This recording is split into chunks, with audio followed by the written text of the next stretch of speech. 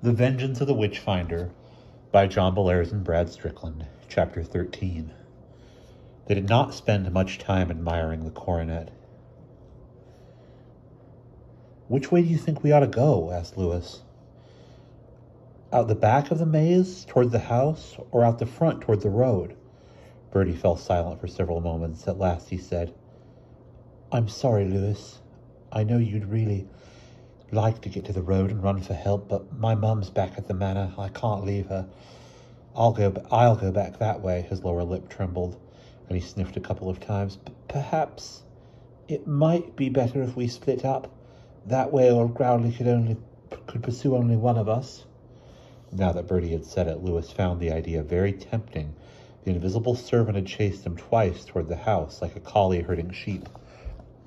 Lewis thought, maybe its power ended at the road, and if he could get that far, he could escape. But what about Bertie? Lewis could dream up all sorts of disasters, but this time he imagined things happening to his friend.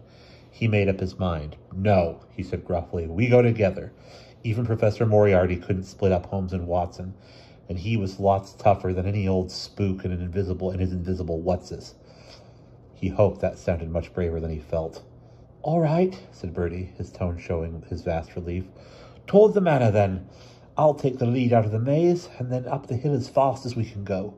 "And once we get there," Lewis floundered for an idea. "Once they got to the manor, then what? Climb back up his improvised rope? What good would that do? They needed a base of operations, someplace safe. Not the tool room in the garage. They could be trapped there if anyone came to the door, because the tool room had only one entrance. But there was one room where Lewis had felt a sense of peace. "Okay," he said. "Once we get to the manor, we go to Master Martin's study and plan how to use the amulet. Maybe we can find a book or magic there that might help us, or that could help us. Or maybe, this is crazy, but maybe Martin's spirit will watch out for us and keep us safe." "Whatever you say," agreed Bertie, "as long as we don't desert my mum." Lewis's mouth felt dry. "I guess we'd better start. I'm rested up from the dash down here, and there's no sense putting it off any longer." Bertie led the way beneath the stone bench again. The two friends trotted quickly through the hedge maze, with Bertie's extended hand brushing the wall and providing guidance. With the amulet hanging on its chain around his neck and the coronet clutched in his hands, Lewis thought of the nightmares that had plagued him. What if these hedges came alive suddenly? What if they wrapped their shoots around Bertie's hand and dragged him into their brushy maw? "Stop it," he told himself. "That's your trouble. You dream up calamities before they ever happen." "Here we are," Bertie said. He halted at the entrance of the maze. "All clear?" Lewis peered over his shoulder up the long hill toward the manor. "Looks okay. Let's go." They made a run for it. At once, Lewis heard a deep-throated roar, somehow realer than the earlier sounds had been. Bertie screamed thinly. Lewis yelled, "Run, Bertie, run!" The circular drive and safety were only 10 yards away, only 5. "Help!" Bertie had snagged his foot on something. He went sprawling, both hands thrust out to catch himself.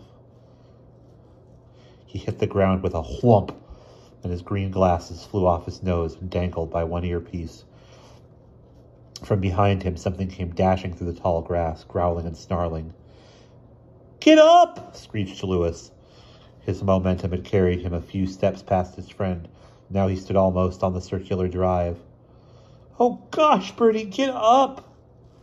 He could see the course the thing took coming up the hillside. It was already past the maze. The tall grass bent aside as the invisible pursuer bounded toward them. Clods of earth and matted grass roots flew where unseen claws ripped the ground. Bertie crouched on his hands and knees, disoriented. "Help me, Lewis!" he wailed. Lewis ran back and grabbed Bertie's elbow. He tugged hard, but the thing had almost reached them. One more jump. Lewis dropped Bertie's arm and grabbed the amulet. He thrust it before him, like Professor Van Helsing brandishing his crucifix at Count Dracula. The snarls became a bubbling growl of rage and frustration, and the invisible servant stopped not 10 feet away. Lewis felt its hot breath and smelled its sickening stench of decay. "You stay back," he ordered the creature. Bertie, we're going up the hill. You got the direction? Yes, what's it doing? It's okay. Come on now, one step at a time. Louis was walking backward. Bertie had risen to his feet. Louis nudged him in the right direction. They took a few steps, and then he felt the asphalt of the drive underfoot. Safe. A giant depression promptly appeared in the grass just beyond the drive. The invisible servant had lain down on its belly in the grass, like a monstrous lion or tiger, except the bent grass showed that its body was much larger than either, at least the size of a horse. Low, rumbling growls followed the boys to the manor. Louis did not dare pause until they had back to the front door. Would the commotion bring Jenkins or Mrs. Goodwin? Louis knew that they had to get out of the entrance hall. They had to get out of the entrance hall fast.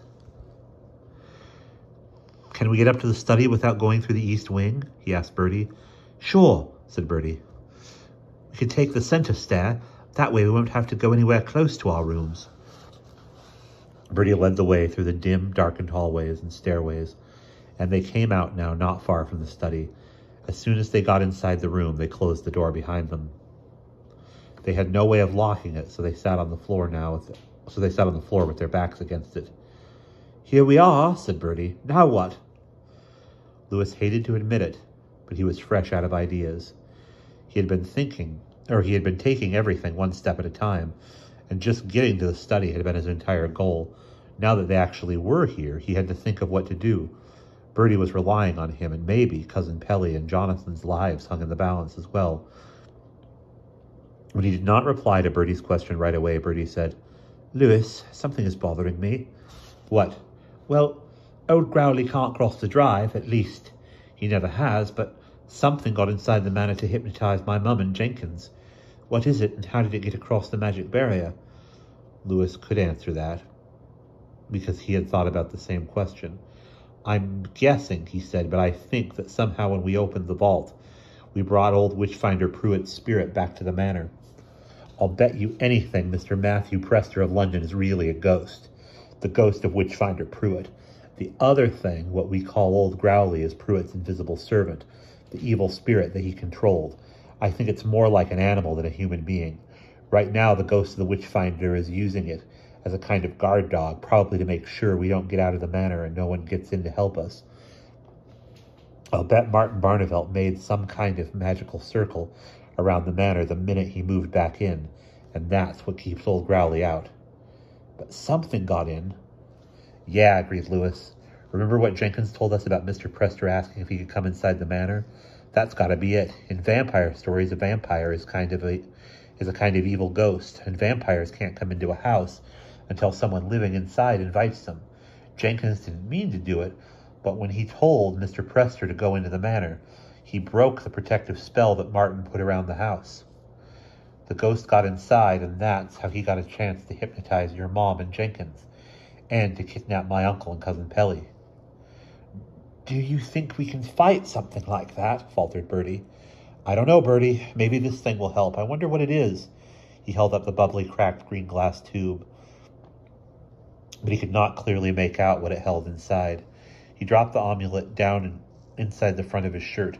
Somehow its presence near his heart comforted him. He had put the coronet down beside him. Now he rose to his feet and picked it up. Let's hide this crown and see if we can find anything in any of those books that might help. One of the dust covers concealed an enormous old desk of some heavy dark wood. Louis opened the drawers and found a deep one that was empty. He slipped the coronet down into that, closed the drawer, and rearranged the cover. Then, as Bertie kept guard at the door, Louis began to look at the rows and rows of books. He found lots of things that ordinarily might have made him pause. A second folio of Shakespeare's plays, a French translation of the Necronomicon by someone named Abdul Alhazred, and a slim volume called The Lore of Model Railroading. He found cookbooks and poetry collections, mystery novels and arithmetic books, accounts of piracy and collections of stories about dragons, but he found nothing that promised to help him understand the magic of the amulet, or to give him any idea about how to combat a sorcerer's ghost. He did not give up, but he went on to the next set of shelves. Most of the day passed in this way. Bertie complained once that he was hungry. Louis felt ravenous too, but he did not dare to sneak down to the kitchen for something to eat. "We just have to live with it," he said, sighing. Bertie must have agreed, because he did not bring up the subject of food again. The problem was that the library held so many books. Worse, they were in no order at all, unless you counted the order of size. The folios, which are larger books, were on the taller shelves. The middle-sized, quartos and octavos, on the shorter shelves, and even smaller, 16 moss and 32 moss, were crammed into shelves only a few inches apart. However, since size does not determine content, books jostled each other with no sense of or order.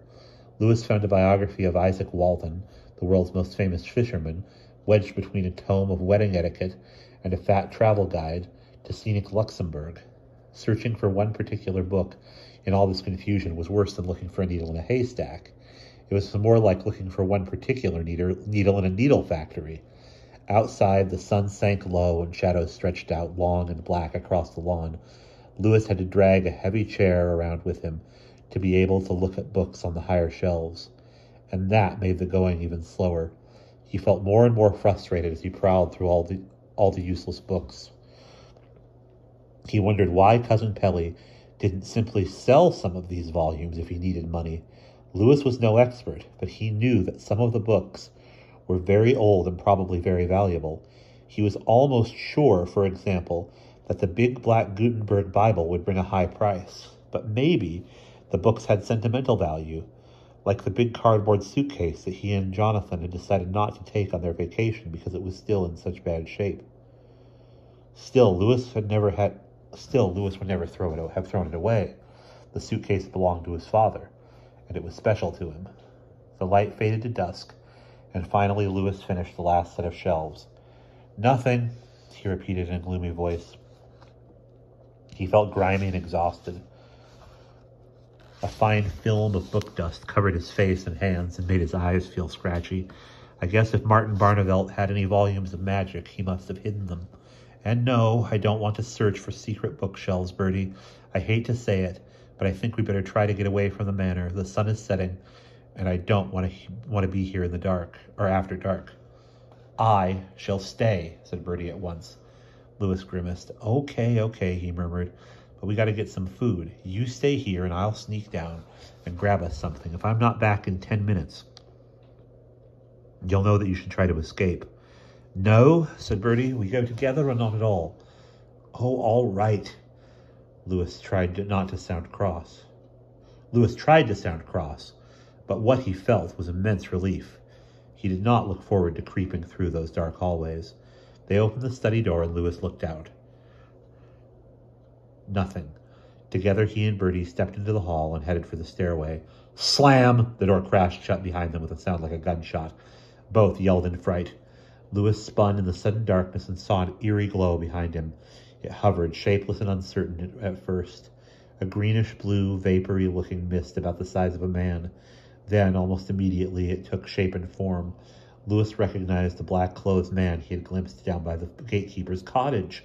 The face was long and lean, with a high forehead and deep-set, glaring eyes. The lips split apart, and the apparition gave Louis a horrifying, snaggletooth grin, just like the evil leer he had seen on the face of the moon. "At last."